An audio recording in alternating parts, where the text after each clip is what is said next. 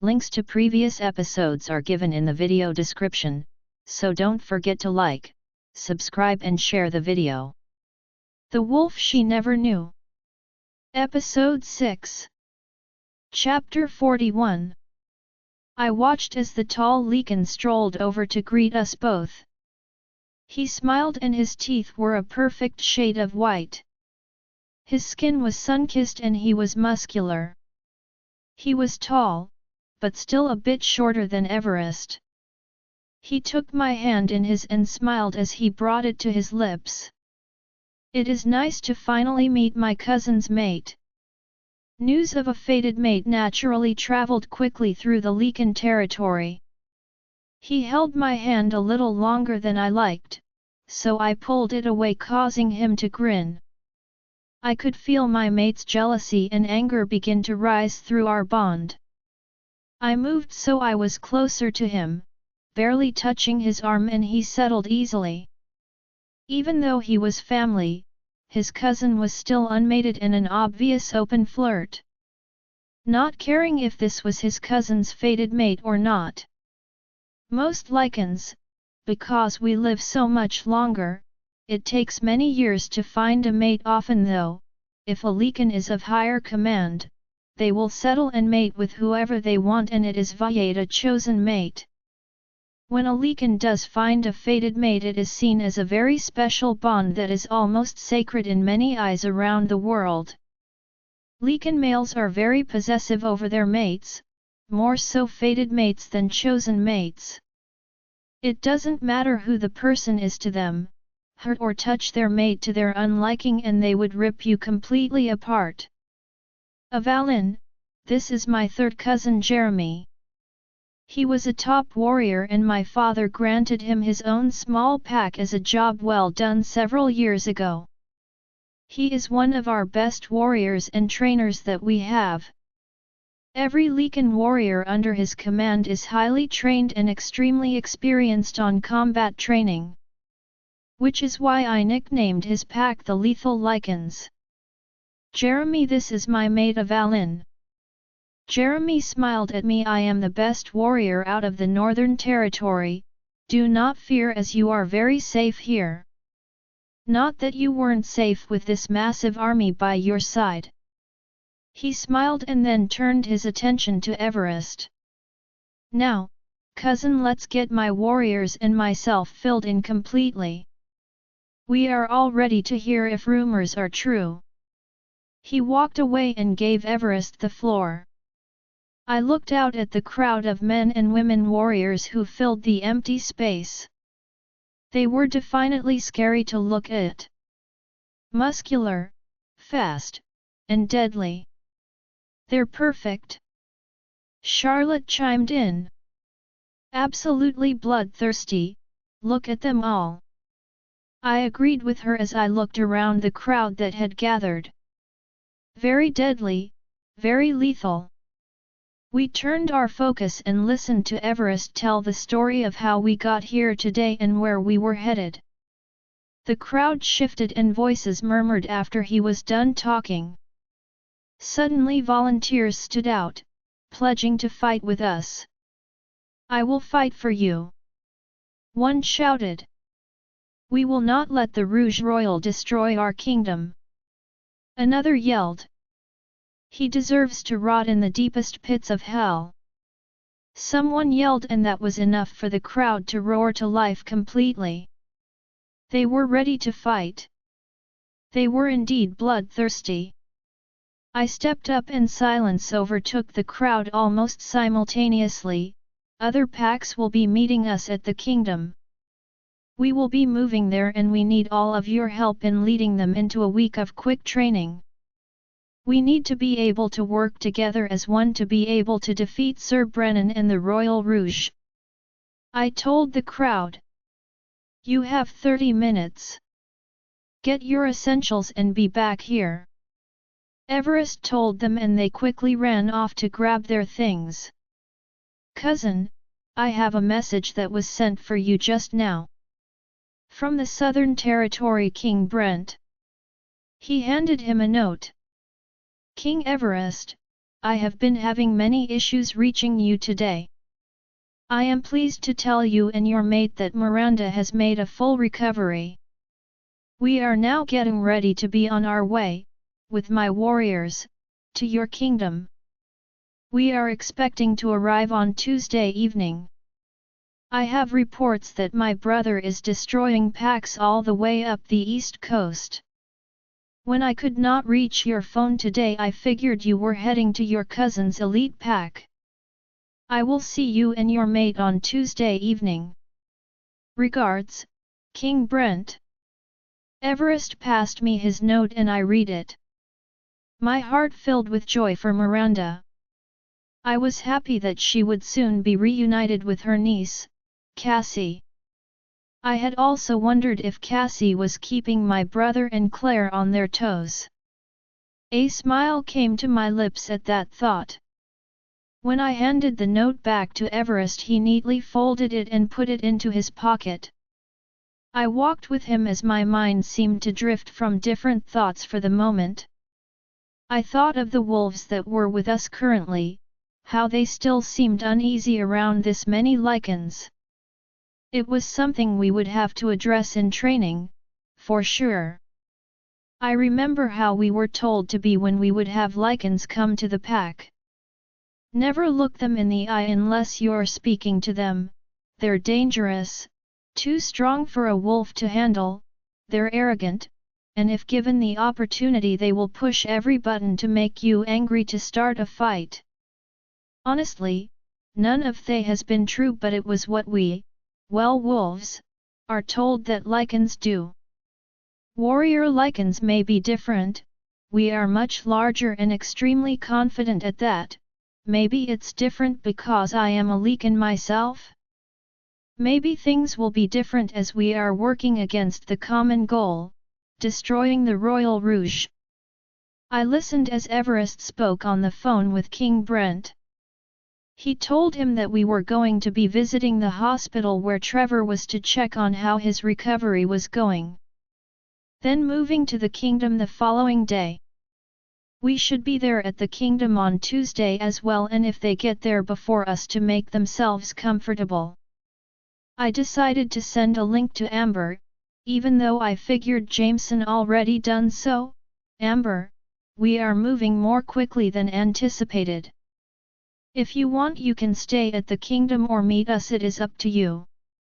If Trevor is well enough to move, I plan on moving him to be with his family. Thanks, I will be here waiting for you all to arrive. Be careful. Need me to send your security there? She asked me. No, keep them there. Go ahead and start working on a schedule for all of us to work around when it comes to training. We will have a full jammed pack week of training. Please keep me updated and tell my brother and Claire I said hello. Be safe. I told Amber and cut the link. I noticed that majority of the lichens were back with still about 10 minutes to spare. Jeremy must have been warned that they should be prepared to leave. We walked, Everest gave his speech and we all shifted, leaving their pack. We ran until we reached our first stop before we reached the kingdom. We approached the territory and was met with the wolves who ran the perimeter line. There was a lot of them too. This just so happened to be the second biggest wolf pack in our territory. My previous and now my brother's wolf pack is the largest and strongest wolf pack in our territory. We made our way easily to the pack's gathering area. There was a lot of us and the courtyard here was a bit small. We could have fit, but there would have been zero room to move around. Good evening, Camden. Everest smiled and shook hands with the Alpha. Good evening, King Everest, Queen of Avalynn. Camden bowed his head. Good afternoon. I spoke softly. I took the time to look around as they spoke. Looking at the details and layout of where we were. It was large, beautifully decorated with floral designs around the entrance and exits, and had a modern look to the stone archways. I only came back to the conversation at the mention of the Pack Hospital. Oh yes, that would have been Alpha, Trevor. Poor fella, a shame what that bastard did to him. He is doing well considering all things that have happened to him. Very well, really, with an extremely positive attitude and outlook. His arm is still trying to heal, but that was a very bad wound, as you both know. He told us and I felt happy and excited to go see him. I wondered though if he would remember our conversation? May we visit him after we get these warriors settled? I asked and knew that I didn't have to ask, I could have just went and no one would have stopped me, but I wanted to give them respect that they very well deserved from us. He smiled at me and nodded his head. Of course, Queen of Avalynn. I can take you both there if you would like me to. I have my Omegas on the way to help take them to different quarters and hotels. Vehicle accommodation and busing to make it a swifter transition. He told us. Sounds great, let me announce it even though they just heard you. Everest laughed, shook his hand and turned to the crowd. Warriors, our gracious host has already set up rooms and other accommodations for you. Buses are currently on their way here to take you to your destination. Eat, shower, and relax for today and tomorrow morning. We leave tomorrow night. So please rest up before we travel. You may go to wait for your ride. See you all tonight at the feast. Everyone departed and walked away, talking amongst theirself. I smiled and we happily followed behind him as it was just a short distance away from where we were. As we rounded the corner I saw the massive cream-colored hospital. It was 5 levels high, with several rooms. It had a separate wing that was only 2 stories high. We walked inside and got into an elevator. Everest took my hand in his. I looked at our hands and back up to him and he smiled at me. I returned the smile as Camden pressed the 3rd floor button. From what the doctors told me yesterday about his arm, while it may be gone, it is doing well and healing up very nicely. He will have to have some physical therapy and hopefully, if he chooses to do so, he can have a prosthetic to better aid him. The physical therapy is just so he can get used to do everyday tasks. It will be interesting though on how that would affect his wolf side. We will see when he is allowed to shift once he heals. Hopefully his wolf doesn't leave him. He sighed. I watched as the elevator came to the 3rd floor, made a ding sound and opened. When we exited the elevator we were met by a white-haired doctor with a chart in his hands as he attempted to fix his glasses to better read the paper that was in front of him. He looked up and went wide-eyed and bowed his head immediately. I am very sorry, I didn't realize the king and queen had arrived. It is fine, no worries, you are very busy. Can you please take us to see Trevor? Everest asked kindly. Of course. He is up moving around his room after his shower. Let me make sure he is decent before we open the door to enter his room. This way, follow me please. He walked quickly but I had noticed that he had a small limp, probably due to his age. When we reached the room the doctor knocked. After a brief moment I heard Trevor, hold on please. I am trying to get my robe thing on.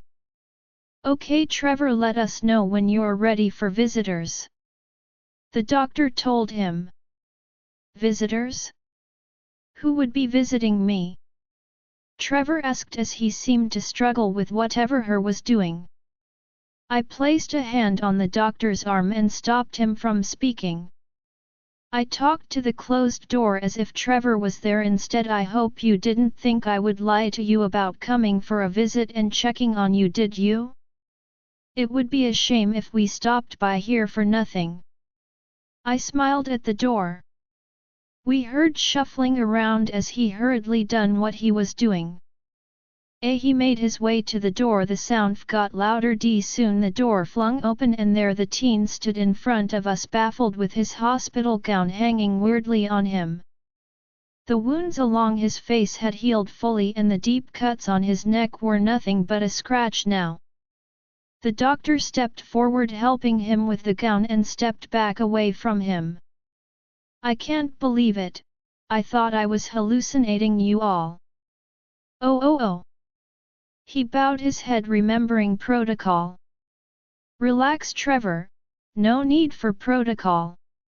Can we visit you for a little? He nodded his head and moved back to sit down at his bed. I will leave you all to it then. You can find me at the pack house, Camden said to us. The doctor left the room with Camden and we sat in some chairs in Trevor's room.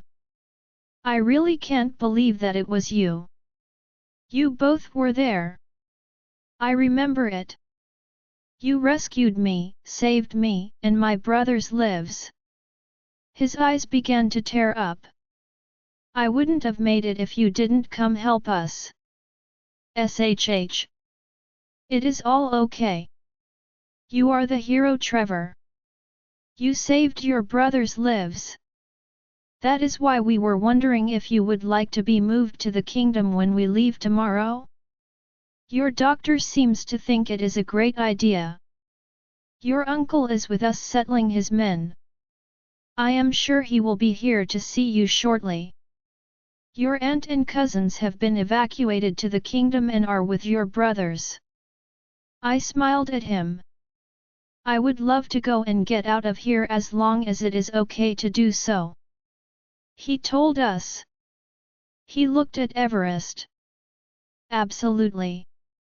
We will make sure you have the best accommodations and therapists to get you where you need to be. When we return we will do an award and medal ceremony following Avalynn's crowning and mating ceremony. Everest glanced at me and smiled. Trevor turned his head and smiled. She already has your mark though. Remember? You don't need a fancy ceremony to be queen. He grinned at me and I returned the smile. It was nice to see him in such good spirits. I was so happy that he was doing well and thriving. He frowned and looked over at Everest. I have heard the doctors talk. They said my wolf may leave me. What will happen to me if that happens? Everest frowned at Trevor, clearly thrown by the question. He let out a small sigh and sat forward, speaking directly to him. We will worry about that, if that happens. I don't want you worry, you will remain in the kingdom either way with a good paying job. The only thing I want you to worry about is getting better and getting your physical therapy completed. When do you turn 16? What is today? He asked. Sunday. I responded. This week. On Wednesday. He told us. Now remember, just because you turn 16 doesn't mean you get your wolf then. It can take up to 2 or 3 months after. With your injuries it may be closer to 3, but you never know. I reminded him. Okay. How do you know that? He asked me. I grew up in a wolf pack. I smiled. And you're a Leakin? He seemed shocked. Yes, I was adopted by my wolf parents. I smiled. Sweet. That's why you're so awesome. He told me and looked back at Everest. King Everest, we are lucky to have an awesome realistic queen. He grinned at him. I do believe you are correct. She is awesome. He agreed. A knock sounded on the door as a tray of food was brought in to him. This is your last dinner of hospital food. Tomorrow morning you're checking out of here. We will leave you now, eat and rest up please. Whatever you say. Thank you Queen Avalynn and King Everest. For everything, truly. I can't wait to see you tomorrow. He smiled and we walked out of the room. We made our way to the elevator and when we entered and the doors closed Everest let out a laugh. I do believe that young wolf has a crush on my mate. I looked at him and frowned. He is just very grateful for us. Sure. I know he is but... He trailed off in an amused laugh and pulled me to him. He sees in you what I see, what you don't see. A beautiful, kind-hearted soul, with gorgeous features. Who is strong, protective, and caring. I am so lucky to be mated to you. He kissed me softly and I returned the kiss. Thank you. I told him. Soon the elevator dinged and opened up, forcing us to let go of one another as we walked out. Trevor's uncle and Alpha was walking in. We stopped and had a quick talk with him and it was like a big heavy relief was lifted off his shoulders. He thanked us both and we walked to the pack house. You could smell the aroma from the food outside. We had been living on small portions for over the last week. The smell was nearly intoxicating as we followed it inside. We made our way to the kitchen and poked our heads inside. Immediately everyone stopped and bowed to us. Please do not stop on our account. I told them and they got back to cooking. We were just here to tell you how wonderful everything was smelling and to grab a small snack. I smiled and you could see it put them in better spirits. I walked to the fridge and took 2 yogurts Audiobook Y2 waters. I looked around and saw one of the cooks open a drawer for the silverware. I walked over, took 2 spoons and slipped out with Everest. We ate it and for me the flavors of strawberry and banana danced on my tongue. So good. I moaned out. Everest nodded as he inhaled his. I savored mine as he was already finished. I laughed between bites. Did you even taste it? I teased. Yup, it was blueberry. He frowned. I think. He looked at the writing on the yogurt cup and nodded, speaking more confidently this time. Yep, blueberry. Uh-huh. You inhaled it. Want some of mine? I held a bite of my yogurt in front of his face. He took his mouth and covered the end of the spoon. When he released the spoon he nodded. Yep, that's pretty good too. Better than that stupid granola we've been surviving on. I laughed and nodded in agreement. When we finished we threw our trash away and put our spoons in the sink. We walked the halls together searching for Camden and Jeremy. We soon found them in the library sitting at a table with a large map. Enjoy y'all's visit. Camden looked up at us as well as Jeremy. We did. Thank you for having your pack take good care of him. I told him. So, how was he then? How was his spirit? I couldn't imagine. Jeremy asked. Everest spoke this time. He was in good spirits, a little worried about if his wolf would abandon him or not. But, I told him to not worry. We strolled over to the table and looked at the map that was laid out. It was a very detailed map of Sir Brennan's pack. He had a lot of land to cover and we were trying to figure out the best route. If only we could sneak by the territory boundaries. Jeremy said, his attention back on the map. Everest leaned over and he smirked as he looked down at it. I may just have a fix to that. They're on their way to the kingdom as we speak. Who? Camden asked. Yes, cousin, who do you have that could make us nearly invisible? Jeremy moved his head to the side as he looked between us both.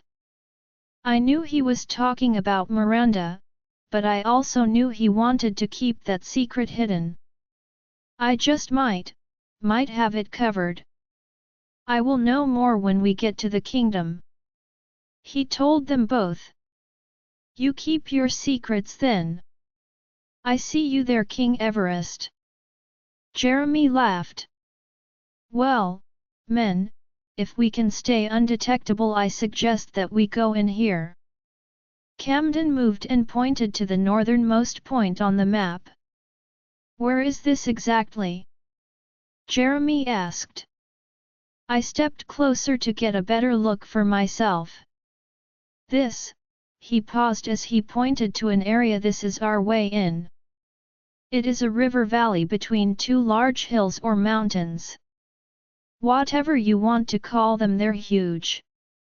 It would probably be our safest bet to entering, seeing how his town is here.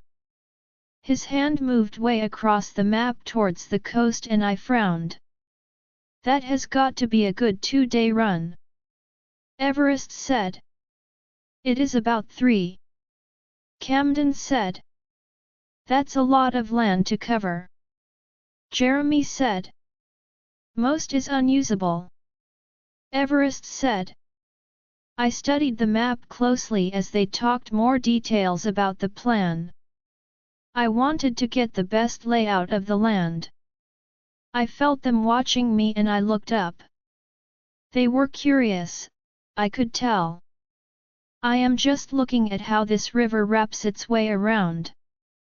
It ends up dumping into the sea. I pointed out. Yes, it does. Jeremy moved to looking over my shoulder. Camden looked at the opposite side as Everest sent a warning glare at Jeremy, who moved away. I rolled my eyes at them. What is your point? Jeremy asked me. Well, my point is, what if some of us split up and come in this way?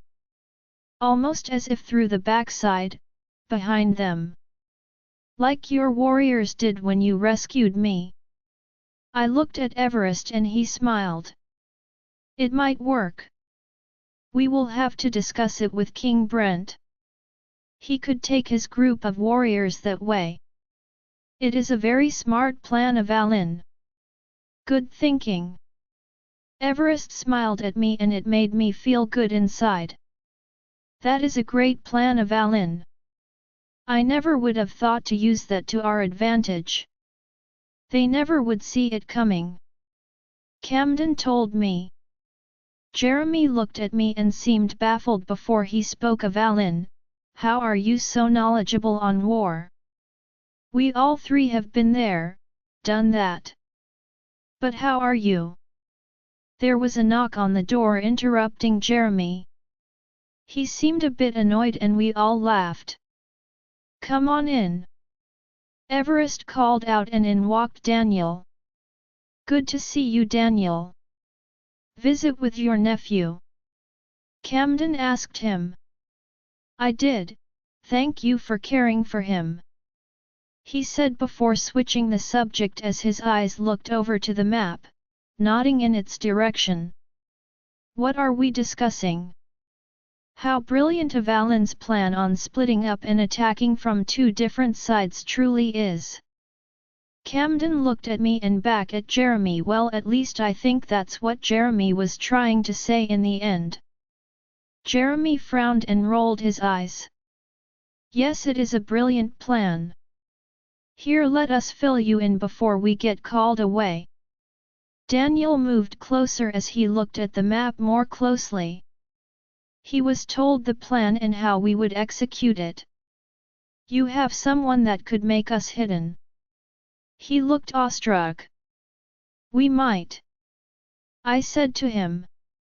When we get to the kingdom we will have more information for everyone. That is interesting. If it works out in our favor, it would for sure give us an upper hand. Daniel spoke to all of us. It really would. Jeremy agreed and the rest of us nodded. Another knock sounded on the door. "Come in," Camden called out, and a tall woman entered and bowed her head. "I am here to let you all know that dinner is ready. Your tables have been set with everything you shall require." She curtsied and left the room quickly. We left the room and made our way down to the dining hall. It was a large room that was lined with tables. Everyone stood and bowed their heads to us as we all walked through the room. We made it to our seat and sat down. All different kinds of food was on our massive plate. Steak, chicken, shrimp, twice-baked potatoes, fried zucchini, steamed broccoli, green beans, corn on the cob, and an oven-roasted onion. We began eating and it was absolutely delicious. I ate almost all of it. I didn't really realize how hungry I really was. Everest's portions were larger and he finished his and ate the rest of mine when I offered it to him. We sat and talked and enjoyed our night even with the threat of danger lurking close.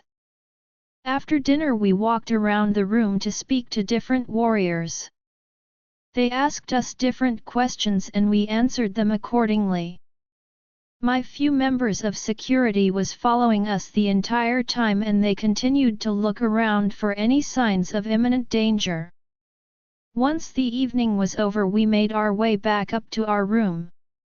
When we walked in, I immediately made my way to the bathroom, leaving a trail of clothes behind me. I turned on the shower to the hottest setting I could stand. Got in and just stood under the water. The warm water felt wonderful as it washed away dirt and grime.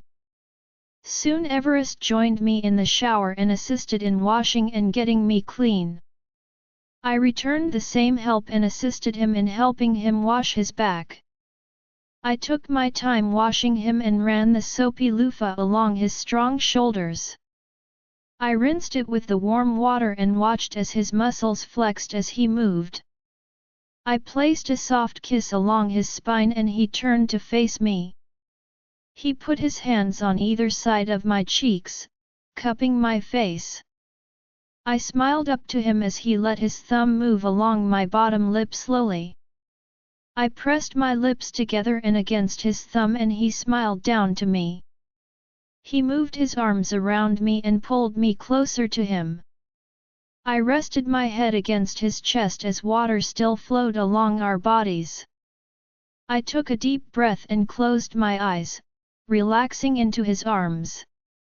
We stood like this, holding on to one another until the water began to run cold. Although there was nothing else to come of it, the moment felt very intimate to me. We turned the water off and dried off. I kept the towel around my body as I walked into our bedroom. I found some moisturizing lotion and rubbed it along my arms and legs, dropping the towel to the floor and crawled into the large bed. Everest crawled into bed with me and pulled me to him. I laid my head on his chest as I listened to the sound of his heart beating. I closed my eyes and soon was drifting off to a comfortable deep sleep. We slept until well after the sun rose and scooted out of the bed. We got dressed and made our way down for breakfast and coffee. We sat at a table and ate eggs, sausage, hash browns, and biscuits. I sipped my coffee, enjoying the silence this morning brought us. We would go later this afternoon to help Trevor out of the hospital. We would put him in an SUV with my 2 security guards who were left and take them to the capital. They would have about a 6-hour head start if they left at 1. Which should put us both there around the same time tomorrow, us beating them by an hour or so. Jeremy sat down with a plate mounded over with food and started eating. I continued to sip my coffee as he stuffed food in his mouth. Everest got up and disposed of our plates. I felt eyes on me, so I looked across the table. Jeremy was looking at me and had a weird smile on his face. "What is it?" I questioned him. "It is just, well, I have never seen him this happy before. He seems different. A good different. He used to never smile, always had a very serious way about him." "So you are truly his fated mate?" "Not a chosen mate." He took a very large bite of the sausage biscuit he made. I smiled and took another sip of my coffee. "We are fated mates. He found me, saved me, and helped me become who I am. I had a rough teenage life. I was severely bullied by the man who killed his father." I watched as his eyebrows raised. "What do you mean you were bullied? The man who killed his father?" He set his biscuit down and Camden now joined us. "Everest said he would be a moment, some warriors have trapped him in conversation. He let us know." "Thank you." I looked back at Jeremy. Yes. The man who killed Everest's father was the future alpha of the pack I was from. My first fated mate. He rejected me because I didn't have a wolf and he thought I was a human. He told me horrible things, told me I would be better off dead on my 18th birthday. Luckily enough for me, Everest was there when I was about to end it all. Charlotte, my leakin who I didn't know was a leakin, appeared and I ran away from him after he kissed me. I thought he was a rouge. I was left confused and conflicted and worried because of everything that happened. I noticed that they both had stopped eating and was watching me closely. So I continued. To my surprise, he was the Leakin prince and claimed me in front of everyone. Helped me through my first shift. He saved me again when I was kidnapped by the Royal Rouge who was working with my ex-mate, and now here I am. I shrugged my shoulders and smiled at them. So wait. Your first mate was the alpha of the largest wolf pack in our territory? He rejected you and then by the grace of our moon goddess you were mated to King Everest? But also he wanted some type of revenge and hooked up with the Royal Rouge, and now here we are eating breakfast with one another? Remarkable. Jeremy said and took a bite out of his food. That is rather interesting how that fates align. Camden smiled. Everest rejoined us as he sat next to me. What are y'all talking about? He asked. Us. I said. Us. He sounded confused. Yeah, on how you two met. It is pretty interesting. Jeremy said. You are both very lucky and fortunate to have found one another. Thank you. I feel lucky. Everest said, and that brought a big smile to my face. At least you aren't grumpy and overbearing anymore. Jeremy teased him. So I have been told. Everest laughed. We sat with them for a while and chatted about different things until it was time to go bust Trevor out. Daniel joined us as we walked over to the hospital. When we walked into the foyer, Trevor was already being pushed out of the elevator in a wheelchair. He didn't look too happy about it, but he smiled when he saw all three of us waiting for him. I told them I could walk. He shrugged off a laugh. Of course, but it is hospital policy to push you to your ride. Daniel responded with a grin.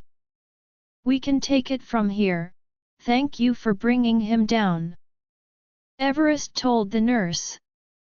She bowed and took her leave, and I looked back at him.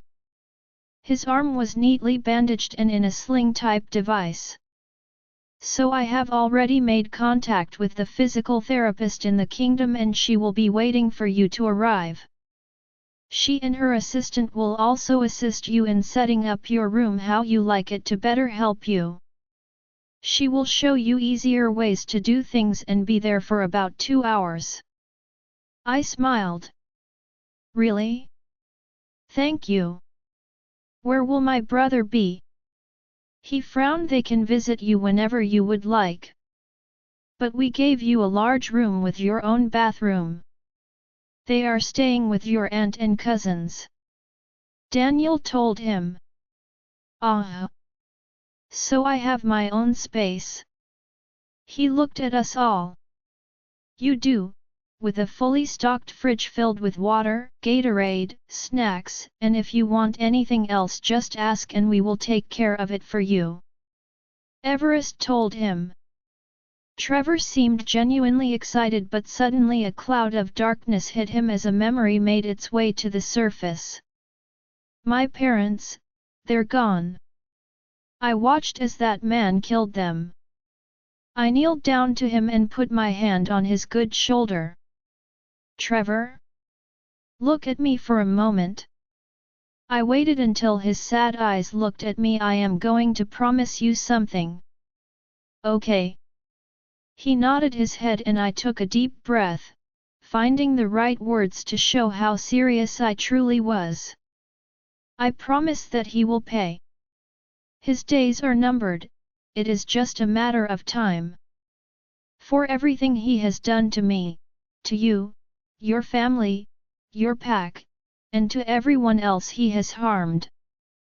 Just know that he will regret every single decision he has ever made. He will not get away, he will be brought to justice. I promise you that if it comes down to it, my Leakin Charlotte and myself will take care of him. Do you hear me? He slowly nodded his head and mumbled, I hope he has a painful death. I will rip him from limb to limb.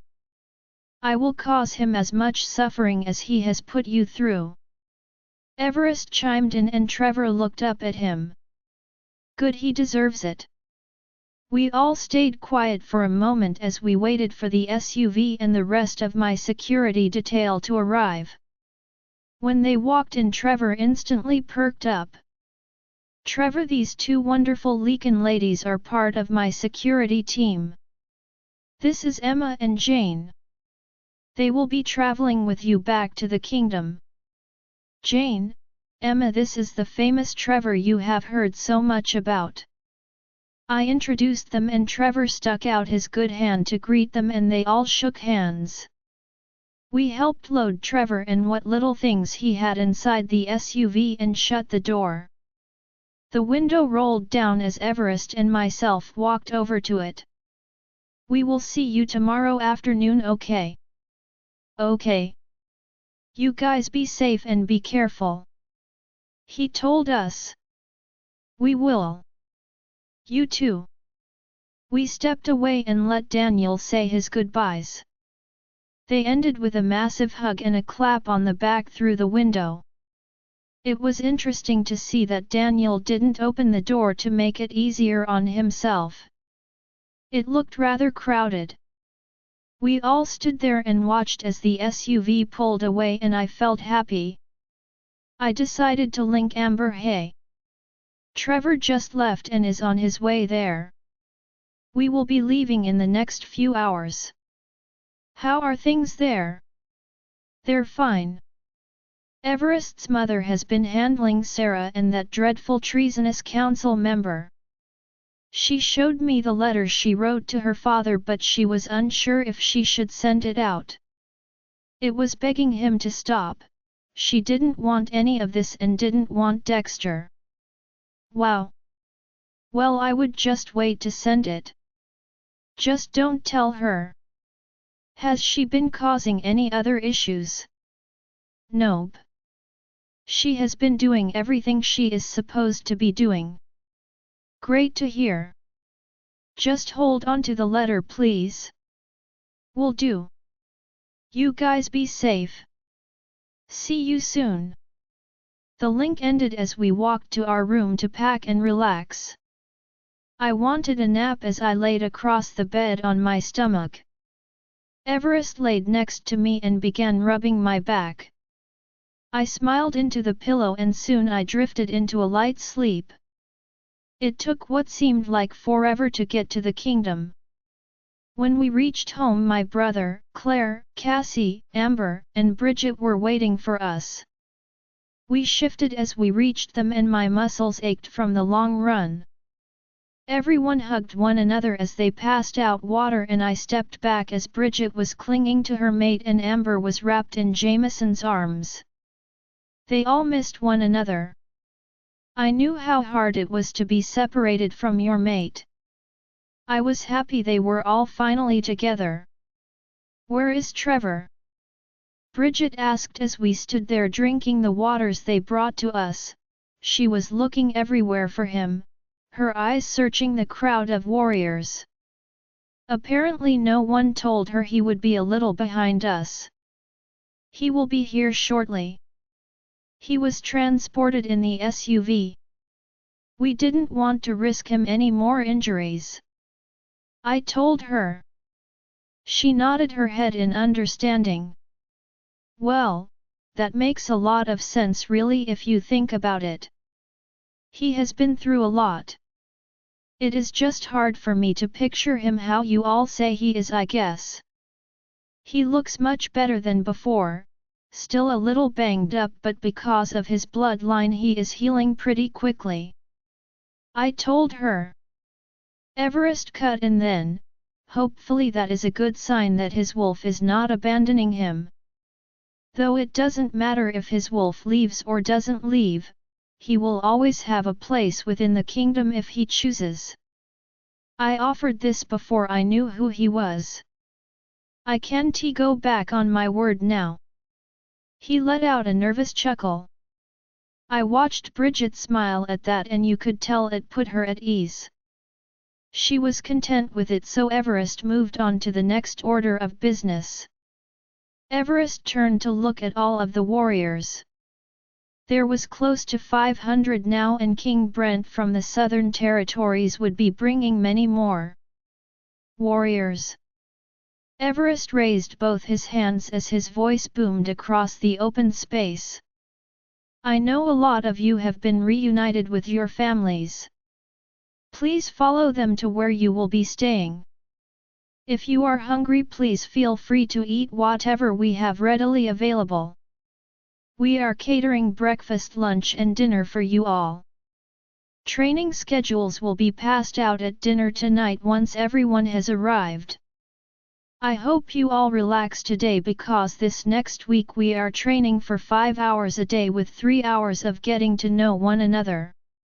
Yes, wolves and lycans will be mingling and coexisting with one another.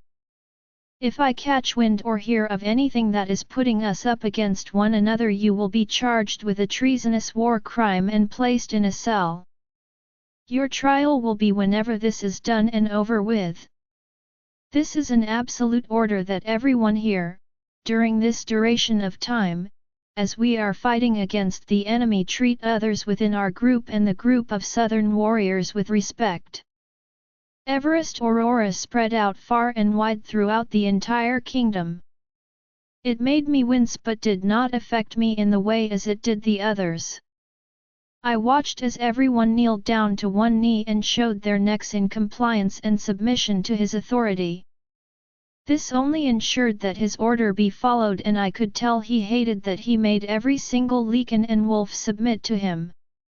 I placed my hand on his shoulder in support as he lifted his aurora from the crowd. I watched as they stood and all at once, yes, King Everest. It was spoken throughout the entirety of the warriors. I do not think one person wouldn't follow his command. It was fascinating to witness how powerful Everest's word truly was. We watched as the warriors who were with their family left. The ones who stayed behind moved closer to await where they were to go. Okay. If you're with Daniel's pack, I want you going to the River's Winding Lodge. Check in at the front desk and get your key. Enjoy your day. Jeremy's group staying at the Howling Moon Hotel. Please grab your room key and enjoy your afternoon. Camden's Pack, you are at the Sleepy Wolf Hotel.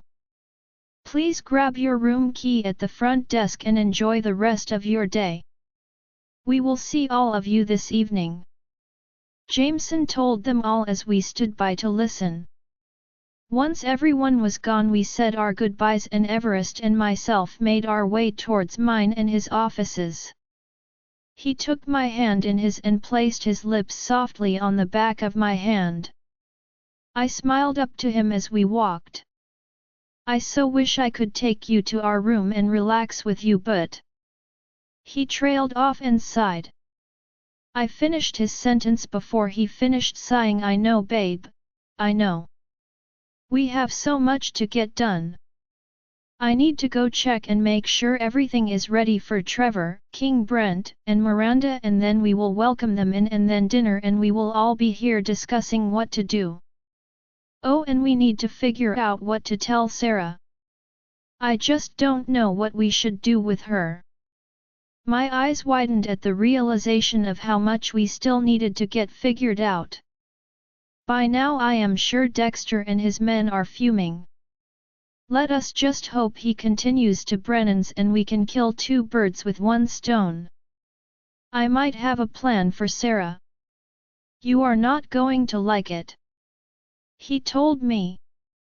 My face crinkled into a frown. What is your plan? Well...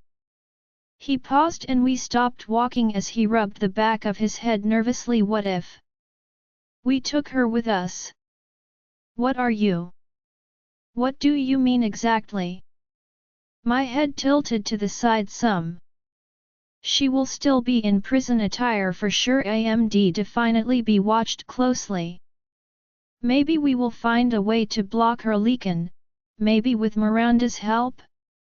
I don't know yet, but it might help us with Brennan. He shrugged. No, it's a good idea. We just need to figure out exactly how we plan on executing this idea.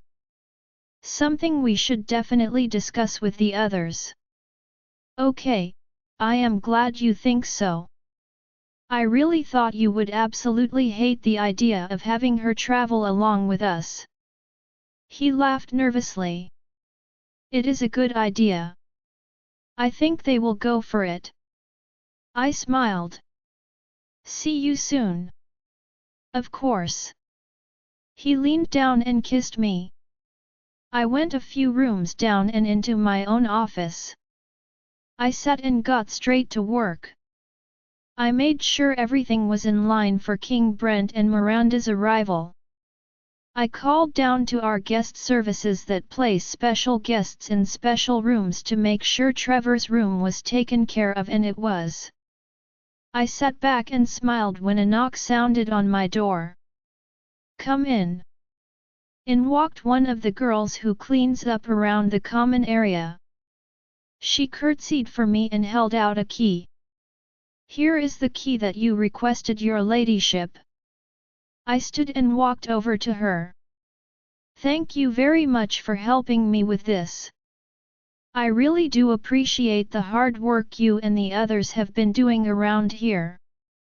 Wolf, you be kind and let Luna Bridget know her nephew is here? Help her find his tomb also, please. I gave her a friendly smile and she returned the smile to me. Thank you, I sure can do that. I am just glad that we could be of some service. She curtsied and left again, a better pep in her step it seemed. I sat down and laid my head back on my chair waiting for the first arrival notification. It wasn't 15 minutes later my phone dinged. I answered it and Trevor was pulling up in 2 minutes. I gathered up his key and called the therapists and had them meet me downstairs. They met me down and we walked out just as the vehicle stopped. The door popped open and he yelled, Queen of Avalynn. You beat me here. He made a sad face followed by laughter. Yes, we did. Not by much though. We just finished getting the packs settled. How are you feeling? How was the trip? I asked as we walked inside together. It was fine. I feel stiff and I am a bit hungry. He told me, and before I could ask, someone was rushing off in the direction of the kitchen. I will have someone bring you a snack. Ready to see your room? I asked. He looked at me and nodded. Yeah, where am I staying? Here in the main house, of course. I looked back over to him and he seemed shocked. Really? The main kingdom house? What an honor! He seemed excited. We walked to his room and I handed him a key. Here is your key to your room. He unlocked it and we both stepped inside with my 2 security members who were carrying his things. He looked at everything very closely, still grinning from ear to ear. He picked up different things, almost as if he was inspecting them. He walked into his bathroom and stood there. Whoa! He said quietly, this is fancy. I am still not used to it either, it's nice though. I told him. Super freaking nice, thank you Queen of Avalynn. You're welcome. If you need myself or Everest, dial 3 for Everest and 4 for me. Dial 1 for your Aunt Bridget and 2 for your Uncle Daniel. Dial 5 for the kitchen and 6 for any other assistance you may need. He nodded as he sat in a reclining chair, laying back in it. Dinner is in a few hours. See you there. I walked to the door to leave. I will see you there. He yelled back as I shut the door. Jane and Emma waited for me and I smiled. Please go and have a relaxing day.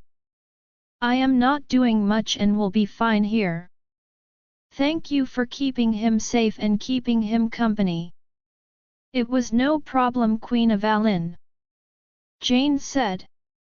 Yeah, he is a pretty cool kiddo. I am glad I could be of assistance to you and for him.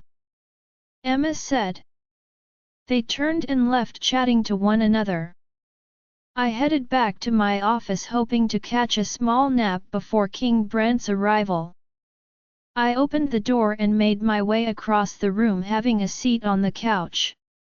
I kicked my shoes off and laid back. My eyes closed and I was out rather quickly. I slept for a good hour before I was awoken by Everest kissing all over my face softly. Hey sleepyhead! It is time to wake up. They're about 10 minutes out.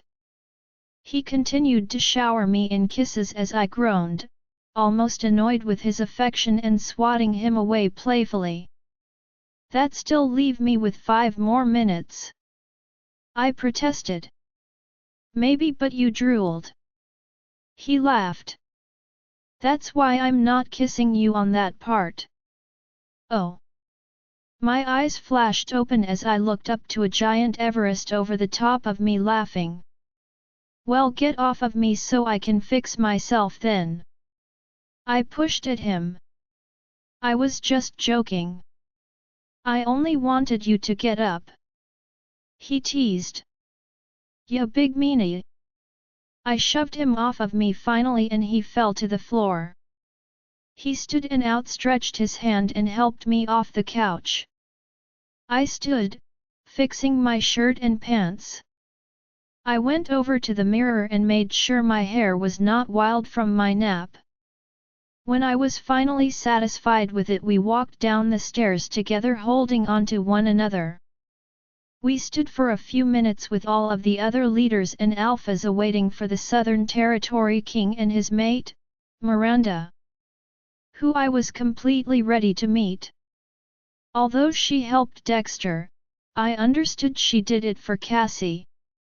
Dexter POV as I sat at the desk in my office sweating and exhausted from my run. I felt rage, anger, and hatred build inside of me, making me feel like a ticking time bomb. She wanted to leave, she played me for a fool, and I felt like one too. I got Miranda good though, and I hoped that she would die in the end. I needed her and she sided with them, traitorous witch. It's like I could feel the rage my Lycan always held inside. He was always a bloodthirsty evil sort. Yet, maybe he did rub off on me. I have murdered more people in the last 2 months. But, also these people stood in the way of what I wanted. Her, it's all I wanted, oh, and to have the northern and southern territories under my rule. It isn't much to ask for, honestly. The door knocked and I growled at it. Go away! I yelled at the door as I heard footsteps walking away. It was Kara, just checking on me. I sighed and put my head in my hands. I dismissed everyone who tried to have any contact with me. I didn't want to see anyone just yet. I went on runs and had my meals delivered at my door. I gave my orders as needed, I just felt like a failure. I needed time to think and come up with a plan. Time to figure out how to get her back, my chosen mate. I needed her, being around her was intoxicating. Everything about her was addicting, her hair, smile, that perfect figure, and her sweet demeanor. She was to be the good in me, the good for the people, our people. She would be the uniting key to my success. I growled as I slung the papers and everything else on the desk across the room. I told you to mark her.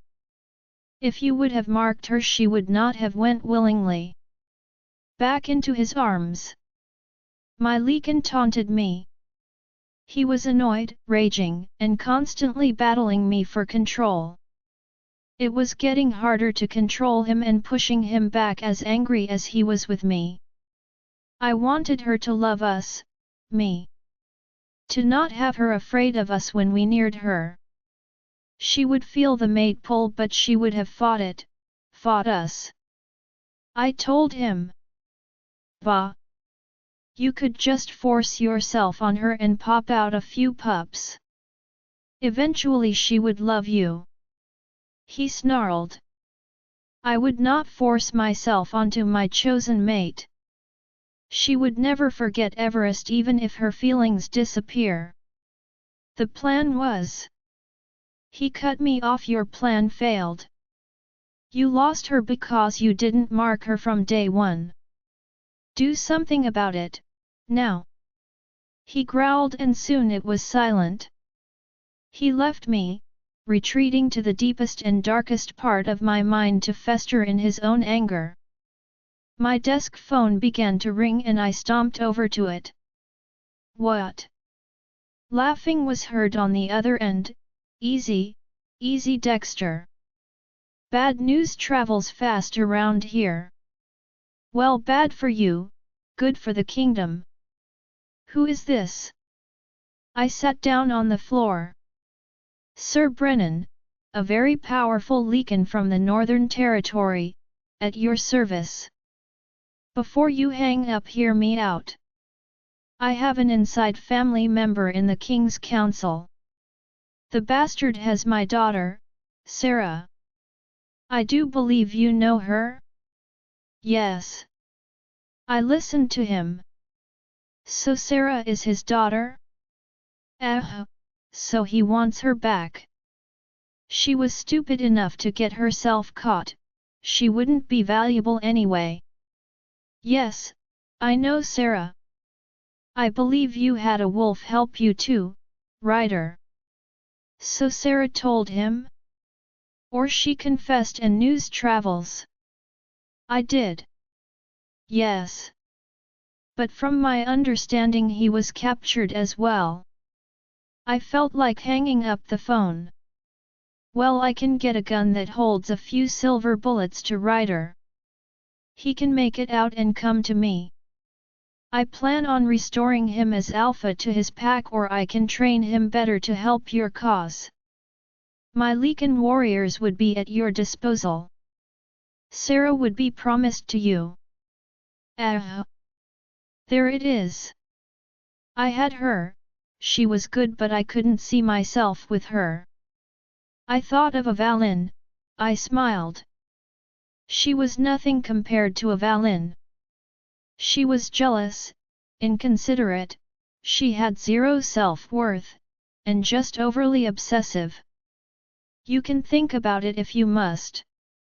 I will give you a day to think about it, he said impatiently. Hold on. I told him as I figured I could just get rid of them both when the time was right. You have a deal. I will send some information and take care of Ryder. I want to leave Sarah in the kingdom where she will be the safest. I think we should consider an all-out war, where you will be very victorious. I hate to admit it but I feel he was right. Send me your pack location. Will do. Easiest way is up the coastline. You will have 3 packs in your way. Make them join your army of warriors or destroy them if they refuse. Lay low for a couple of days in between to not cause too much disturbance. Make sure you leave no one behind. Word will travel fast to Everest. He has eyes and ears everywhere. He hung up and I did the same as I sat there on the floor. I laid on my back and closed my eyes. What I saw in the darkness was the silhouette of Avalynn. The way her toned legs and hips swayed when she walked, with her perfect curves. Her long hair, gorgeous eyes I could get lost in, that had a curtain of naturally thick full lashes, a cute button nose and full kissable lips that I had tasted only once. She tasted so very sweet, almost forbidden. She was forbidden with Everest in the way. I growled and felt myself hard against my pants. I needed a release and quick. I called my whore to my room through the link Kara. My office, now. She wasn't ugly and definitely easy on the eyes but she didn't compare to the beauty Avalynn held. She would have to do for now. She was always willing to please me in whatever way I wanted to take her. A soft knock came on the door. Come in. Kara walked in with a too short of a skirt. I could smell her arousal dripping already. It would be easy to pull down to see what was not so hidden beneath. I sat up and leaned against the wall as I motioned for her to come to me and she did. She straddled my lap, her skirt hiking up, exposing the rest of her flawless skin. My hands moved slowly along her smooth legs and around to her, gripping it in my hands as she kissed me. Our mouths worked against one another in a fever to satisfy our needs. She really came ready for me, as she always does. I smiled at her. What a good girl. She smiled back and stood, pulling her clothes back on. Anything for you, King Dexter. I watched as she left and I sighed. I now need a shower. I stood and left my office and went to my room. I took a long shower. I stood under the water and thought how teaming up with this Sir Brennan could be positive.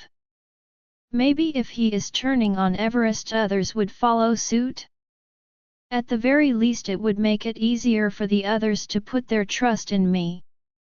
I got out, wrapped a towel around my waist and looked myself in the mirror. Is this a good plan? I frowned at my reflection. Sarah would be safe, Ryder would be training in Brennan's pack and become stronger. I pushed away from the counter and got dressed. This would work, it would have to work. I heard my email ding as I opened it. A message from Brennan. A map with each pack, how many members, and the quickest route in and out.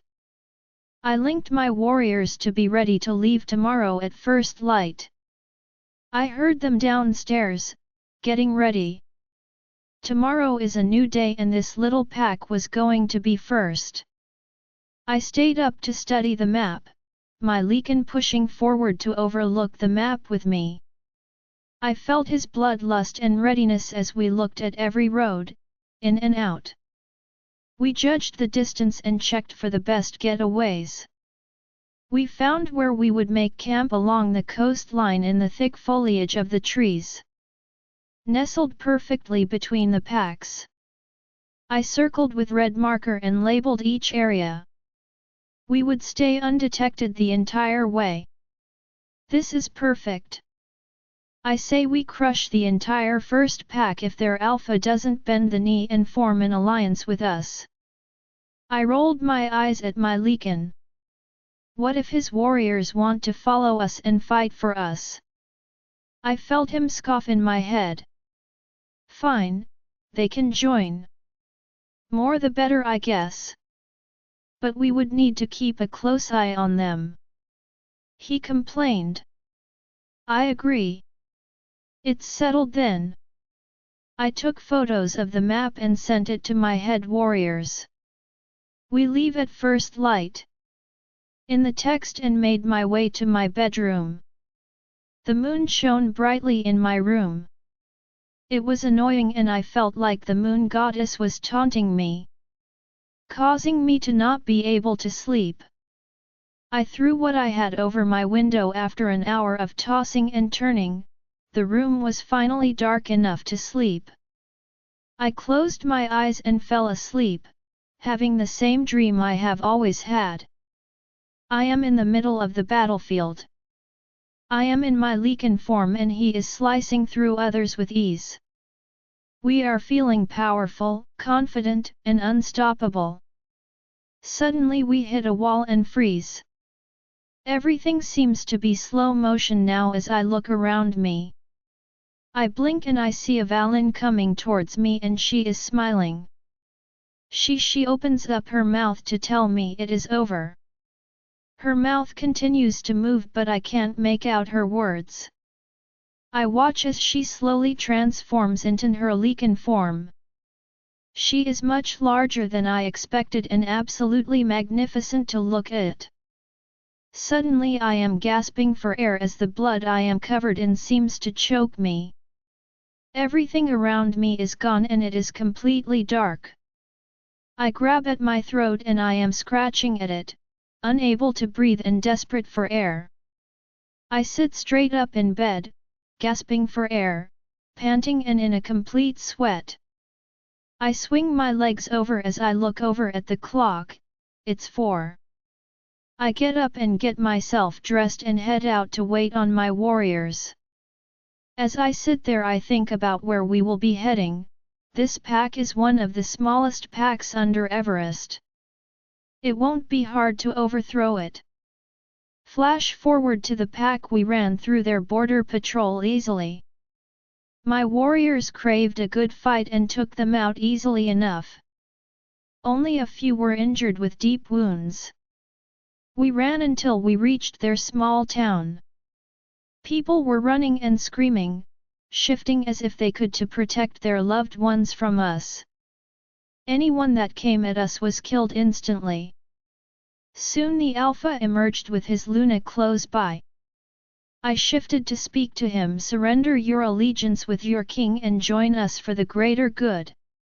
He and his Luna both growled, showing their teeth. They knew they were outnumbered but they wouldn't go out traitorous. Their Beta and other stronger warriors were behind them, unafraid as they snarled.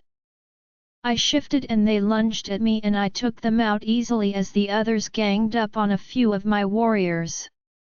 Screams were heard as everyone in the pack scattered. Kill them all, it is a lost cause. No one survives. I gave out the order and my warriors obliged. Their town was broken, torn, and burnt to the ground. Buildings crumbled from out path of destruction as I went house to house in search of the Alpha and Luna's children. I ordered my men to run out to the territory boundary towards the kingdom in a hunting party to slaughter anyone trying to flee. I searched for the young children and found them. It appeared that the two youngest were on their way out, blood coated their clothes. I stood over their bleeding and sliced bodies. I heard footsteps behind me. I smiled inside as my Lycan turned with a quickness, gripping the youngster by the throat as he dropped the knife to the floor. He struggled under my grasp as he clawed at my arm. I dropped him and he picked up the knife and went after me again. My claws slashed through his soft skin, ripping most of his arm away. My other claws moved across his neck and dug into his chest, not deep as I wanted him to die slowly. Your entire family could have been saved. But your father was too proud to side with me and my warriors. Everyone who goes against me will suffer the same fate. I whispered to him as I threw him to the ground. I stepped over the two small children's bodies as I walked out of the building and linking my warriors. It's time to move. We traveled to the coast as I made contact with Sir Brennan. He updated me and informed me that Ryder was now with him and his warriors. We would lay low for a few days, let my warriors heal, and plan our next move. Dexter POV. We relaxed and recovered over the next few days in brush that seemed to hide us very well from the world around us. I used the remainder of the herbal stuff Miranda gave me to mask our scent in this area. As long as it does not rain, the herbal blend should be fine and we can use it when we put up our next camp. My warriors recovered quickly and we celebrated our victory over that weak wolf pack. We purged salvageable food to last us a few days out here on the run. Spirits were high as I walked through the warriors' campsite. I heard laughing, joking, and retelling of the stories from their victory. We only lost maybe 10 wolves and 2 Lycans from the entire thing. That was a good outcome. The next pack was almost triple the size of the first pack and we would need those numbers to overthrow the Lycan pack afterwards. The leader of the elite pack was a cousin to Everest and it is highly unlikely he would go quietly and fall in line. After all, most Lycans are loyal to their families, most. I was not like most, I operated completely differently than those around me. I was different than my family, I even looked differently from the rest of them. I had a suspicious feeling in my teen years that I didn't belong. I looked like my mother but I had 0 features of my father. My brother had both, though he looked more of my father than my mother. I was lost in my own thoughts and didn't hear one of my leaders approach and ask me a question. I was too busy thinking of my father's last words before I ended his life. You are no son of mine. King Dexter? Can you hear me? You okay, sir? He had a concerned look on his face and honestly I had no clue how long he was trying to get my attention. Hey Trist. Sorry, I was just thinking. I apologize. What can I help you with? We were wondering when we would be heading out. When will we need to be ready? He asked. I clapped him on his back, motioning to walk as we started to walk together. 3 days is when I would like us to leave this place. Everyone should be well rested, healed, and ready to move by then. Next 2 days we will spend discussing our best routes to the next pack. Will you make sure that every leader still has their copy of the map? I told him and he nodded. Yes, sir. He bowed his head and left, walking back in the direction we came from. I walked back in the direction of my tent and I felt exhausted. I laid down and closed my eyes with a sigh. I never fell asleep, just resting as I laid there relaxing while I listened to my men for a few hours. When nightfall came and the delicious smell of food drifted to my tent and I decided to emergency. I pat the backs of my men as I walked through, greeting them, and encouraged them in previous battle.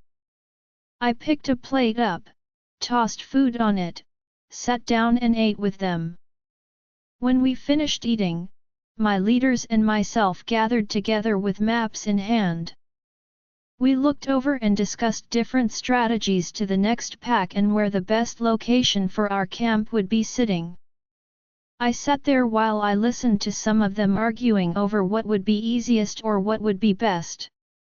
When we finally came up with a plan that we could all agree was best option, we closed up shop several hours later. We decided to stay close to the coast as long as we could. Having the sea to outback would offer a little safety. We would follow the river's edge through the thick cover and make our way inland. We would approach from their weakest point and attack. There shouldn't be too many running the territory there. We had to be close because these next two packs were close to Everest's pack and we had a fair shot of running into his men. Day of second pack invasion. We approached the territory line quietly, we took our time making our way in. We watched and listened for any movement but was met with none. It was odd not seeing at least one territory border patrol in the time that we were there. Something was definitely off and not right.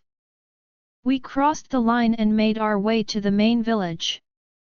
As we approached the stone wall, all was still quiet and unmoving. Had they found out about us and ran?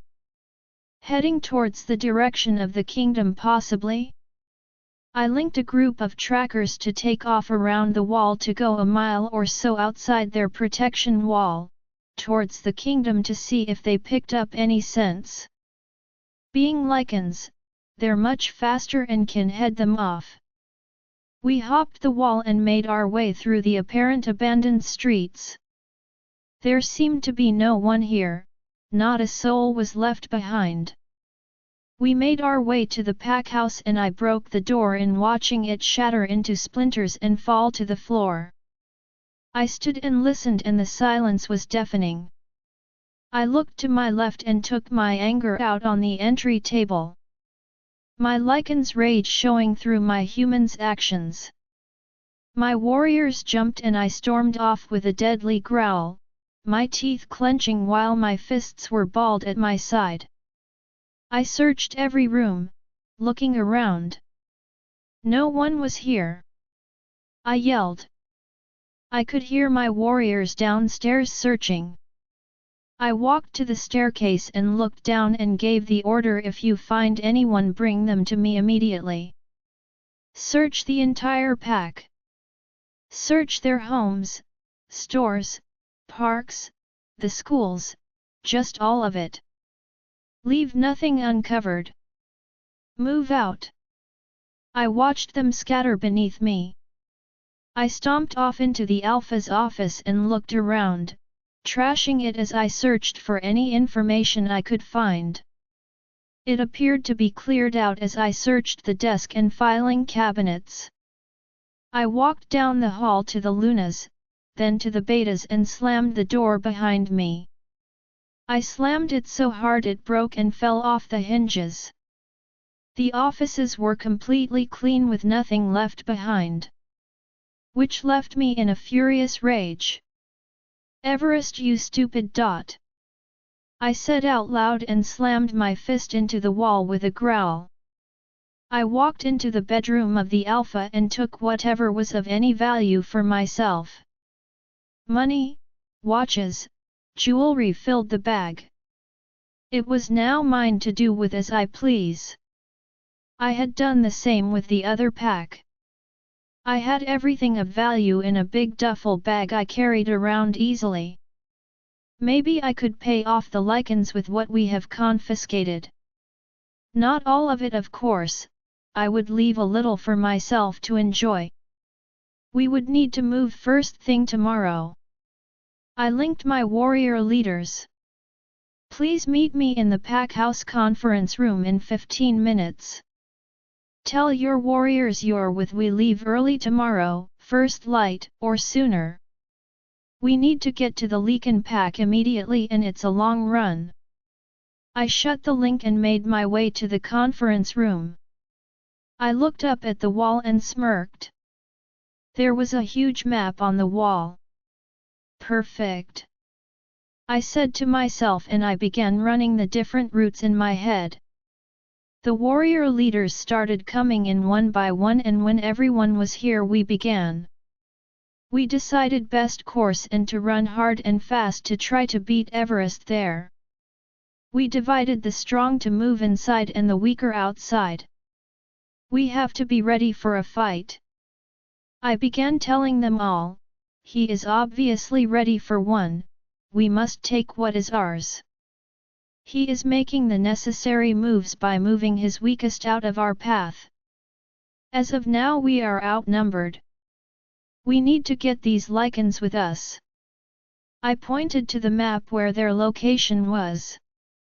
It was maybe 20 miles from our location. Their designated alpha or leader will probably have to die as he is Everest's cousin, but if we can get him on our side we will be better for it. Though, I do not believe that we could ever fully trust him. I can take him out easily enough either way. I looked around and the men all had an evil smile on their faces. They approved. Good, their bloodthirst was impressive. After we get them on our side, we take them to Brennan's pack. I paused for a moment. One of the men spoke. Excuse me, sir, just an idea. He waited for my go-ahead and I gave him a nod of approval. They might trust us better if we mention we are there to move them to Sir Brennan's pack, for safety in numbers kind of thing? Just a thought. That is brilliant. Good thinking. I praised him. I can't wait to see his life leave his eyes. My lichens thoughts drifted through my mind and I couldn't agree more. Everest has quickly become the never-ending thorn in my side. The more I try, the deeper embedded he seemed to get. I wanted to rip his throat away and toss him aside and claim what is mine, Avalynn, and the Northern Territory. With this, we will move to conquer my brother and the entire South. I would then have the strongest packs in the world and would be a force to be reckoned with. I just need to get past the gigantic mountain that is Everest first. The next morning we ran to the Leakin pack as quickly as our legs would allow. As large as we were, the stealth was extraordinary. We were quiet as a small mouse, as we moved through the forest with ease. We approached their territory with caution. We waited and again, like the wolf pack, there was nothing. No movement or any sign of life at all. I clenched my fists as stepped into their territory. Nothing was there, so we walked through the territory to the town. It was completely empty. Not a soul was left behind. Look for anything of value and then burn the city. We will leave for Sir Brennan's tonight. I walked to the main house and kicked the door in. I took everything valuable, broke much more out of pure rage. I took plates, bowls, and glasses and slung them into the wall. I turned the gas on full blast in the kitchen and turned every gas fireplace up on high. I went into a storage shed and smiled. I found lighter fluid, gas canisters, and 15 portable propane tanks. This will make a nice explosion. I grinned and linked the men. If you find gas canisters, propane tanks, bring them to me. Make sure we connect a gas trail from each building so the entire town burns. I walked along inside and coated the floors, beds, couches, and chairs with the fluids. When everything was empty except one gas canister, I walked outside. I made a long trail from the main house to other buildings that would soon be set on fire. We need to vacate the city. The main house will blow when fire reaches it. Let's light it up. The smoke will be seen for miles and the explosion will be even bigger. We need to move. I linked the seriousness. I couldn't lose any more men. I could smell the smoke as we left the city. I believe there was 20 more propane tanks brought to me.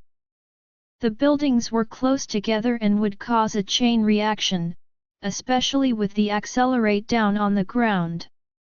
We were about 7 miles out of the city as we ran towards the direction of Sir Brennan's. The explosion, from even this far away, rattled the ground under us.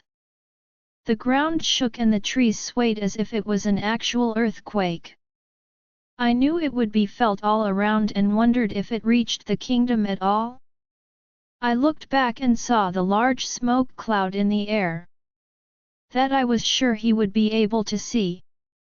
Avalynn POV. A knock sounded on my office door and I looked up. You may come in.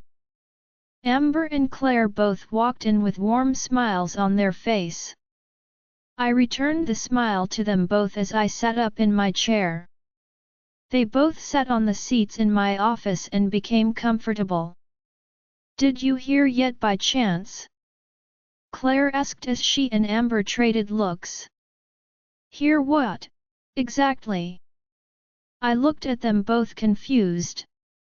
Amber spoke this time. We were just with the king when he got a message from Ted, who is on his way back. Oh? Tell me more please. I knew it was news of the Royal Rouge. I was interested in seeing what news Ted held. It wasn't a long message really. King Everest read it out and it said Dexter is at the wolf pack. He is extremely angry. Heading back, plan seems to be working. So it seems that he knows that we are ready for him. Amber and Claire both grinned. I felt Charlotte laugh inside. This notion amused her as much as it amused myself. How I wish I could have seen the absolute disappointment in his face when he realized everyone was gone. I let out a laugh and they joined in. We imitated how we thought it played out. I bet he was angry and threw stuff around. Claire said. Just like a spoiled pup. Amber chimed in. I stopped laughing, although it would have been funny. He is now angry and probably more determined. As funny as it would be to watch it all unfold, he is probably pretty angry with us all. I told them and they nodded. Angry men can be very dangerous men. Claire pointed out. That is very true. I wouldn't want to be around him right now, honestly. Amber shuddered. My desk phone rang and I placed it on speaker. This is Avalynn. Yes, Queen Avalynn, your mate wanted me to inform you and your ladies that King Brent and his mate Miranda will be arriving in 15 minutes. Thank you, we shall be there in a few minutes. I clicked the button to end the call. I watched Claire stand up. I best go get Cassie. I am sure Miranda misses her terribly. I just hope Josh hasn't spoiled the surprise of seeing her aunt today. I may wring his neck if he did. She laughed and caused me to laugh too. I am sure she misses her. Do not hold your breath on Josh, he probably told her. See you down there. I gathered and straightened out my papers, putting them in order in my desk. Amber and myself walked down the hall together talking. How do you feel about Miranda? She asked me. What do you mean? I do not know her. I questioned with a small frown forming on my face. I mean, she had a helping hand in your kidnapping and Everest's father's death. Does it seem fair she gets to go unpunished for her crimes? She is just as guilty as the rest.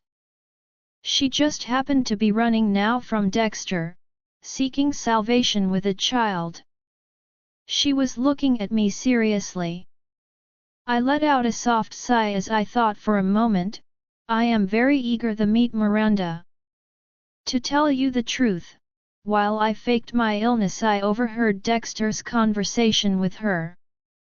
I paused and saw Amber's brows shoot up before continuing. The only reason she was working for him was because of her niece, Cassie. He had kidnapped her apparently, and something about her brother owed him a debt bigger than his own life. Dexter murdered him and apparently everyone else in her family other than her and Cassie. Oh my! I wonder what it could be. Amber frowned as I could tell she was searching her own mind for answers on something that big. I have no clue, but he called her again, asking for help. She was on speaker or my leakin hearing was kicking in. I can't remember, but it was like I was in on their conversation. Anyway, he wanted her help. Threatened to kill Cassie. So she, I assumed, decided to flee and run to the north. I shrugged. When I heard her through their conversation I saw someone who was trying to protect what family she had left. Someone who was protecting the innocence of a child. I hold no ill will towards her. I know Everest does not either. Amber nodded her head as she now fully understood. I can't believe he would do such a thing. To a child, an innocent being of this earth. I know, he is truly a monster. I agreed with her. Thank you for telling me. I was not in on that conversation when they met at the motel with her. Jameson never let on any details. I just knew she was with Dexter, had a helping hand, and ran with information. She let out a long sigh. It is all good. You didn't really know, and I was more than happy to explain it in better detail. I smiled at her. As we walked outside the front doors we made our way to our mates and stood next to them. Everest greeted me with a soft kiss and I smiled into his lips. Ted and his team are on the way home. He told me. I nodded my head, so I have been informed. We will have much to discuss and figure out over the next few days once everyone arrives. Dexter cannot be trusted, especially if he tried to move in on your cousin's pack. I agree. Are you ready for your combat training? He asked. I am. The girls are going to help me along with my normal training. I looked up to him and smiled. I am just thankful we recover quickly, my muscles are going to be screaming. I let out a laugh. Good. We need to have our ceremony in the middle of the week. I want you to go out there as queen. That way if you give an order, they must be compelled to following you and whatever you order them to do. We don't need any members second-guessing your authority. His hand was on my cheek, his thumb caressing it softly. I pressed my lips against his thumb. Whatever you say, love. I smiled at him as we heard the engine's roar before it pulled into the U-shaped drive. Oh, good. They made it safe. I walked with Everest to the front of the line of people awaiting. I glanced over at little Cassie, who was anxiously awaiting to see her aunt. I would blame my brother on spilling those beans. I looked up at Josh and he had a guilty look on his face as Claire tried calming the child down. She glared up to him and he laughed, saying something as Cassie jumped up and down in excitement. Miranda POV. I felt nervous, almost an uncomfortable nervous. I looked over to Brent as he was watching me closely. I knew he could feel my nervous energy radiating from me. I saw him shift in his seat uncomfortably and I let out a soft sigh as my fingers were fidgeting in my lap. I knew enough about the wolf and Lycan lifestyle to know they mated for life. Generally though, it was always with their own kind. Rarely did a Lycan mate with a wolf, human, witch, or any other species that wasn't Lycan. It was the same with wolves. I am a witch and generally speaking I would be free to choose with who I wanted to spend my life with. But seeing how I am Brent's mate, made life for me a bit more difficult. If I accepted him, fell in love with him, I knew it would have to come down to making a choice. A choice that could kill me in the end or let me live my life free, full of love and endless happiness with Brent by my side. That is if I accepted him as my mate and accepted my destiny. Are you okay? I looked up at the sound of his velvety voice. I am just fine. I told him. Was I though? Was I really fine? I mean, I almost died at the hand of his brother. His brother murdered my entire family. These last few weeks I have been healing and been waited on, in a Jinnermau's castle, hand and foot. I have been watched over like a hawk and I have missed my niece, Cassie. He, on the other hand, has been delightful when he was able to be around.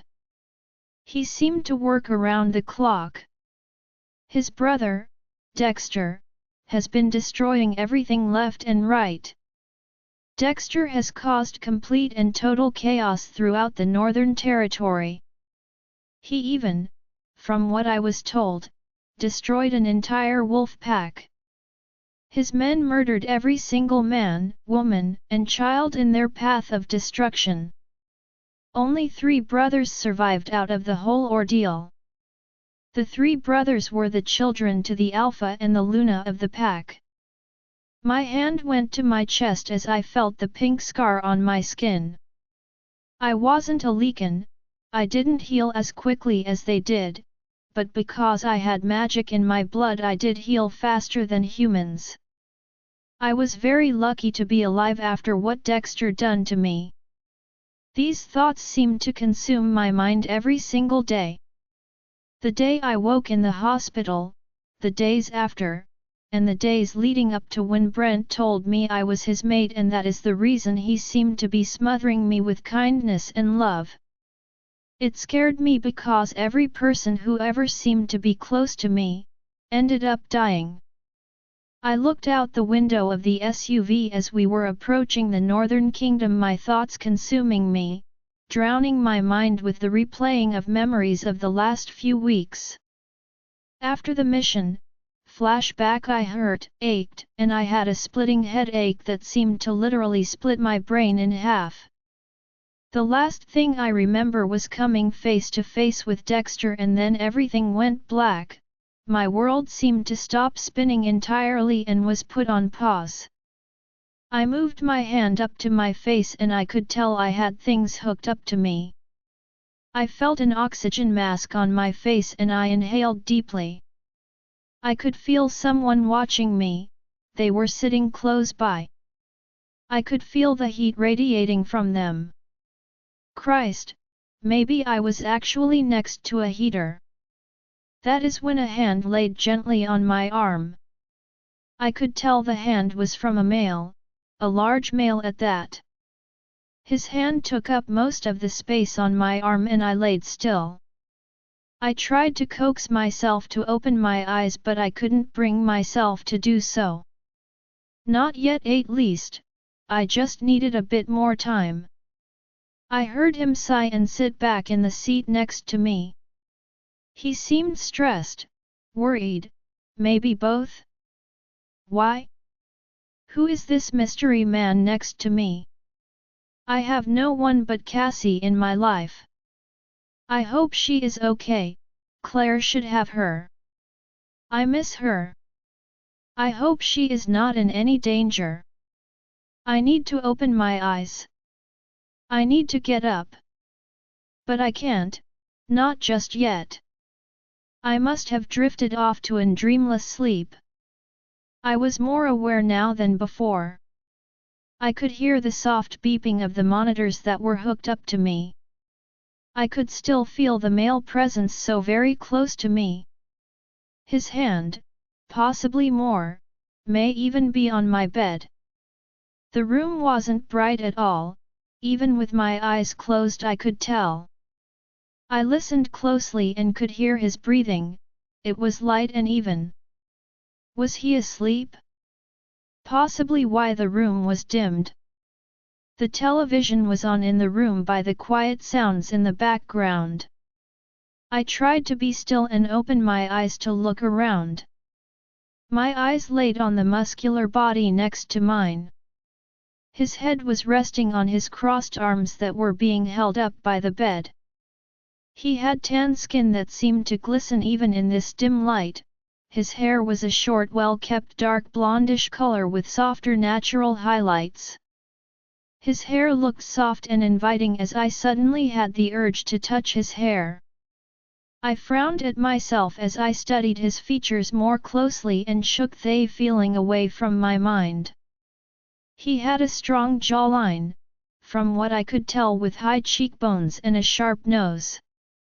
His lips were full, looking for a man, and I thought of kissing them, of him kissing me. What in the world is going on with myself? I have never had these feelings or urges before. I frowned and tried getting the thoughts out of my mind.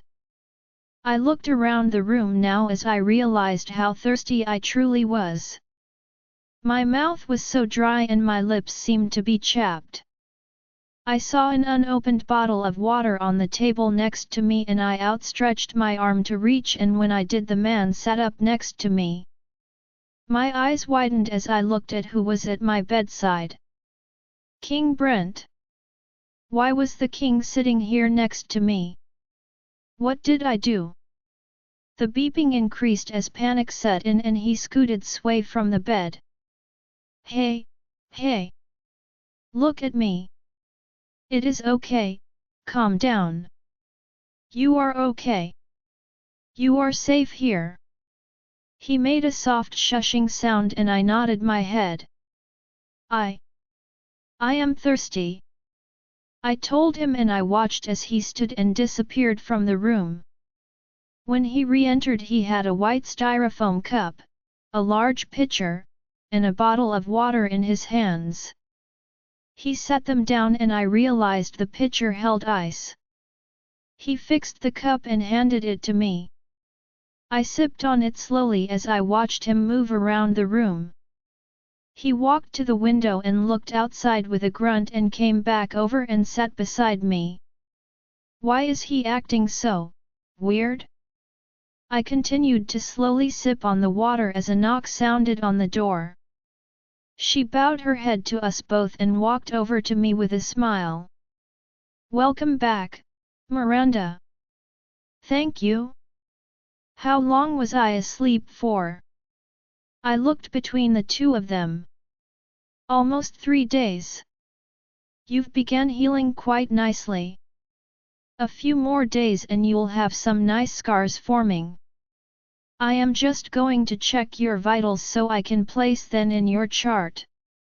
I will get you some broth, jello, and tea to break the fast.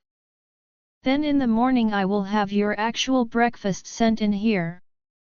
She smiled warmly at me and I nodded, allowing her to do her work and get what information she needed. Everything is looking great. I'll send you tray up shortly.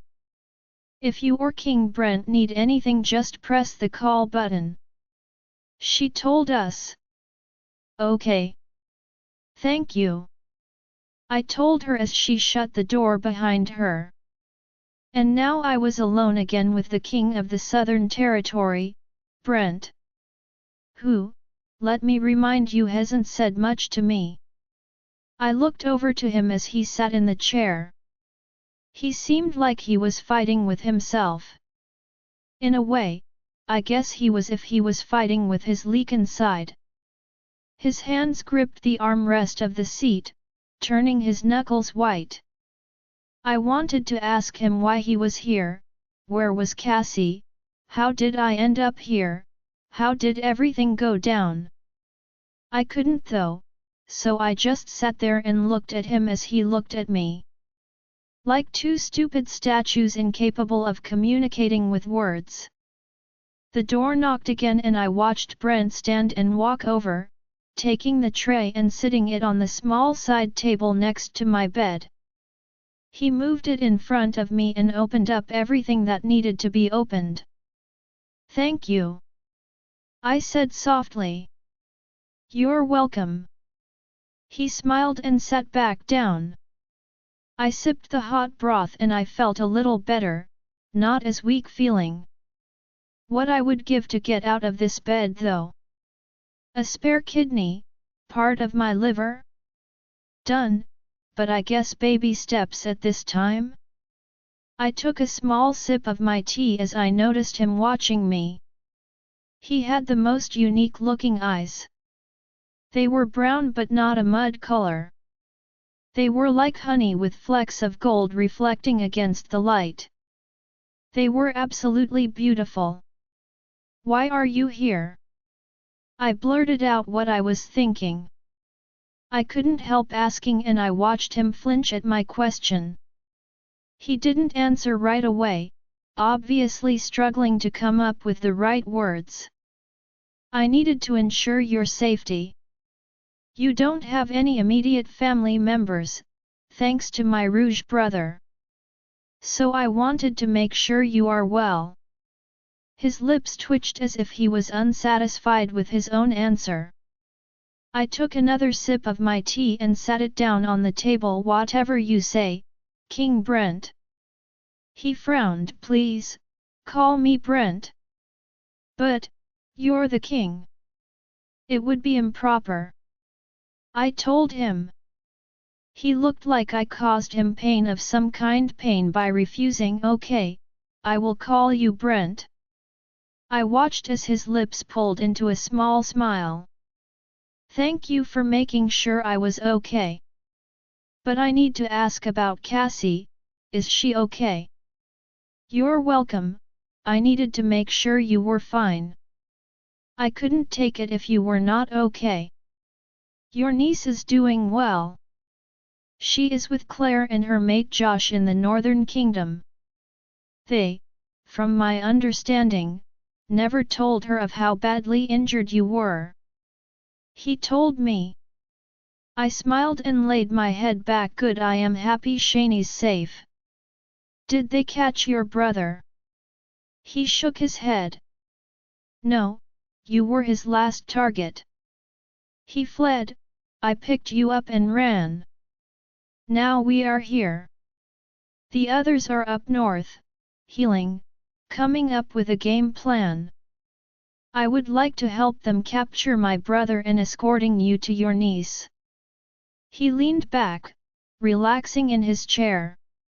"We wouldn't be able to leave for at least another week or so. The doctor said you may need some physical therapy, depending on how the wound healed when you fell off the wall." He let out a long sigh and I realized that is why no one has offered me help out of the bed yet. Was I paralyzed? I pulled the blanket up over my feet, it bunching around my knees, and I wiggled my toes. Brent let out a small laugh. "I didn't say you were paralyzed, your back may just be weak. It may be hard for you to go a normal walking distance without getting winded and tired." "Ah, I see." I was a little scared for a moment there. I laughed. "They want you to have an actual meal first, then we can get you up and walking around," he told me. It still felt as if he was hiding something from me though. I slid down in my bed after I covered my feet up and looked up at the ceiling for a moment before looking over at him again. He was still watching me. "Why do I feel like you are not being truthful with me?" more to the story than what you're telling me." I had a small frown on my face. His mouth turned in a small smile as he stood and walked over to my bed. I was looking up to him as his hands rested on the side rail. "Baby steps. I will tell you, when you are ready." Join our Facebook and WhatsApp group for more updates, link is given in description. Rest audiobook will be continued in next episode.